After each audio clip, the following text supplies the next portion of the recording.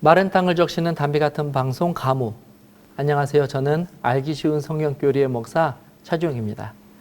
자, 이번 강의는 제24강 하늘 성소에서의 그리스도의 봉사에 대해서 함께 살펴보도록 하겠습니다. 자, 아마 많은 분들이 이 성소라고 하는 단어를 들으면 제일 먼저 출애굽 당시 하나님께서 시내산에서 이 모세에게 지으라고 명령한 장막 성소를 떠올리실 것입니다. 출애굽기 25장 8절 9절입니다. 내가 그들 중에 거할 성소를 그들이 나를 위하여 짓되 물은 내가 내게 보이는 모양대로 장막을 짓고 기구들도 그 모양을 따라 지을지니라. 자, 우선 먼저 이 성소가 무엇인지를 먼저 정의를 하자면 이 성소는 인류를 구원할 하나님의 계획이 들어가 있는 이 청사진과 같은 것이었습니다. 오늘날 우리는 이 문자로 주어진 하나님의 계시, 다시 말하면 바로 이 성경을 통하여 하나님의 구원의 계획을 발견하고 깨닫게 됩니다. 마찬가지로 구약시대의 하나님께서는 이 성소 제도를 통하여서 하나님의 백성들에게 하나님께서 어떻게 죄지은 인류를 구원하시는지 그 모든 계획과 방법을 그 성소를 통하여 계시해 주심으로 이 하나님의 구원의 계획을 하나님의 백성들에게 알려주신 것입니다. 자, 이후 이 장막 성소는 이곳과 저곳을 옮겨 다니기를 몇 차례 반복한 후에 하나님께서 약속하신 이 가나안 땅에 들어간 후 한 400년 정도의 시간이 지난 후에 이스라엘의 왕 이 솔로몬에 의해서 모세의 이동식 장막 성전이 아닌 한 장소에서 영구적으로 머물게 되는 솔로몬 성전을 예루살렘에 건축하게 됩니다. 자, 그러나 다 아시는 것처럼 이 솔로몬 성전은 유다 백성들의 이 거듭된 배교로 말미암아 결국 이 바벨론이라고 하는 나라에 의해서 철저히 파괴가 되고 맙니다. 자, 이후 이 하나님의 은혜로 유대인들이 바벨론에서 다시 가나안 땅으로 귀향하게 되었고, 그때 이 총독 수룹바벨의 지도하에서 예루살렘에 이 두 번째 성전, 이 수룹바벨 성전을 건축하게 됩니다. 그리고 이후 수백 년 동안 이 수룹바벨 성전이 잘 유지가 되다가 이 유대 나라가 다시 한번 강대국 로마의 속국이 되게 되고, 이 정치적인 이유로 당시 이 유다는 이방인이었던 헤롯 대왕의 통치를 받게 됩니다. 자, 이때 이 헤롯 대왕은 이방인으로서 유대의 왕이 되었기 때문에 유대인들이 자신의 말에 잘 복종하지 않을 것을 염려하여서 어떻게 하면 유대인들의 호의를 살 수 있을까 고민하게 됩니다.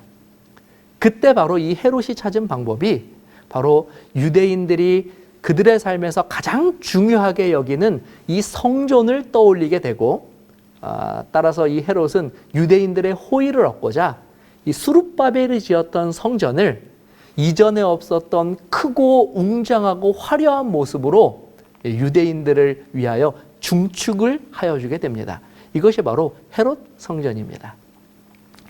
바로 이때 이 헤롯 성전의 시대 때 예수님께서 이 세상에 오신 것입니다. 예수님께서 오실 때 이 성전의 상황은 말씀드린 것처럼 헤롯의 이런 정치적인 이유로 이전에 있었던 어떤 성전들보다 크고 웅장하고 화려하였지만, 이런 성전의 외적인 모습과는 반대로 이 성전의 본질이 되는 그와 같은 이 구원에 관한 그리고 하나님의 사랑에 대한 정신들은 이미 크게 훼손된 상태였습니다. 이 모습을 본 예수님은 심적으로 큰 고통을 받게 되었고요. 이 타락하고 변질된 이 성전으로 인하여 예수님께서 크게 분노하시는 모습이 바로 기록되어 있는 것입니다. 요한복음 2장 15절 16절입니다. 노끈으로 채찍을 만드사 양이나 소를 다 성전에서 내쫓으시고 돈 바꾸는 사람들의 돈을 쏟으시며 상을 엎으시고 비둘기 파는 사람들에게 이르시되 이것을 여기서 가져가라. 내 아버지의 집으로 장사하는 집을 만들지 말라 하시니. 당시의 성소는 하나님께서 처음 모세에게 성소를 지으라고 명령하실 때 의도하셨던 이 성소의 진정한 의미와 그 목적을 이미 완전히 상실한 상태였습니다. 그래서 껍데기만 성소의 모습을 간신히 유지하고 있었던 것입니다. 자, 하지만 그렇다고 해서 성소가 가지고 있었던 의미와 목적마저도 사라진 것은 아니었습니다. 이미 서두에 말씀드린 것처럼 하나님께서 모세에게 성소를 지으라고 명령하신 이유는 성소 제도를 통하여 하나님의 구원의 계획을 사람들로 하여금 알게 하시기 위함이었습니다.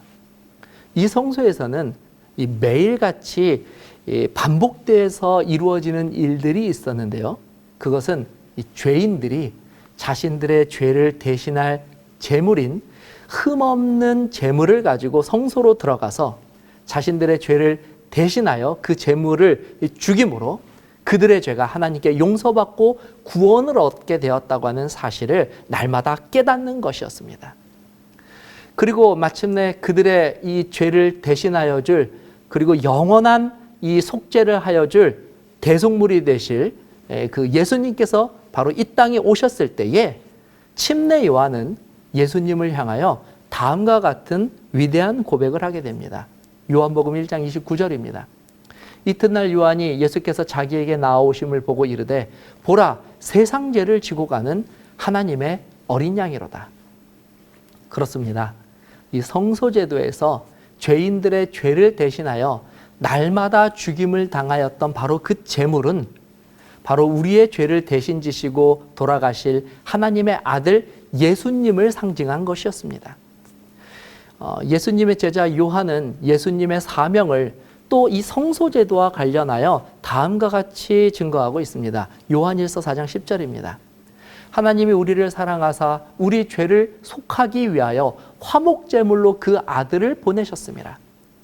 그러므로 비록 예수님 당시의 성소는 그 기능을 완전히 상실한 채로 그렇게 존재하였을지라도 하나님께서는 원래 성소를 통하여 언약하여 주신 바대로 하나님의 아들을 화목제물로 이 땅에 보내셨고 모든 인류의 죄를 예수님에게 담당시키시고 예수를 의지하는 모든 자들을 구원하시는 그 구원의 약속을 이루어 주셨습니다.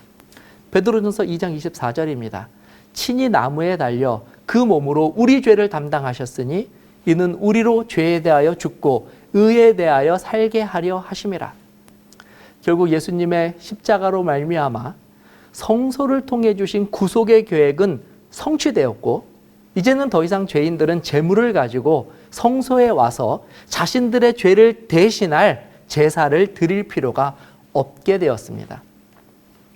하나님께서는 이 사실을 당시의 백성들에게 알려주시기 위해서 예수님께서 십자가에서 돌아가시는 그 순간 성소의 휘장을 위에서 아래로 찢으시는 그 기적을 보여주셨습니다.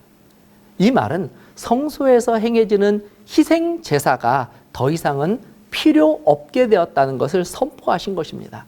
마태복음 27장 51절입니다. 이에 성소 휘장이 위로부터 아래까지 찢어져서 둘이 되었다. 자, 그러나 이 찢어진 성소의 휘장을 보면서도 여전히 이 어리석은 유대인들은 성소의 모든 이 예언이 성취되었다고 하는 사실을 깨닫지 못하였습니다. 그래서 그 이후로도 수십 년 동안 여전히 아무 의미 없는 희생 제사를 계속해서 성소에서 지속하였고 결국 주후 70년에 로마군의 공격을 받아 예루살렘이 멸망할 때 이 마지막 남아 있었던 헤롯 성전도 함께 파괴되고 이제 지상에서는 더 이상 그 자취를 찾아볼 수 없게 되었습니다. 자, 지금까지 우리는 하나님께서 모세에게 성소를 지으라고 명령하신 이후 성소가 어떤 변화를 겪으며 존재하였는지 그 대략적인 역사적 사실을 확인하였습니다. 다시 한번 이 내용을 한마디로 정리하면 현재 이 지상에는 더 이상 하나님의 성소는 존재하지 않으며 또 예수님께서 이미 성소가 가지고 있었던 언약들을 성취하셨기 때문에 더 이상 이 땅에 성소가 있을 이유가 없다고 하는 것입니다. 자, 그렇다면 이제 더 이상 성소는 우리가 관심을 가질 필요가 없는 이미 성취된 예언일 뿐일까요? 아니면 아직도 성소 제도에 우리가 조금 더 관심을 가지고 지켜보아야 할 여전히 하나님의 언약들이 남아있을까요? 자, 이 사실을 알기 위해서 우리는 신약 성경 히브리서의 구절을 유심히 연구해 볼 필요가 있습니다. 히브리서 9장 23절입니다. 그러므로 하늘에 있는 것들의 모형은 이런 것들로서 정결하게 할 필요가 있었으나 하늘에 있는 그것들은 이런 것들보다 더 좋은 제물로 할지니라. 바울은 지금 성소에 대해서 언급하면서 이 땅에 있었던 성소를 가리켜 하늘에 있는 것들의 모형이었다고 이야기합니다. 사실 바울의 이 말은 하나님께서 모세에게 성소를 지으라고 명령하실 때 하늘에 있는 성소를 보여주시면서 그것과 동일한 성소를 지으라고 명령하신 내용과 맞아떨어지는 것입니다. 출애굽기 25장 9절입니다. 물은 내가 내게 보이는 대로 장막의 식양과 그 기구의 식양을 따라 지을지니라.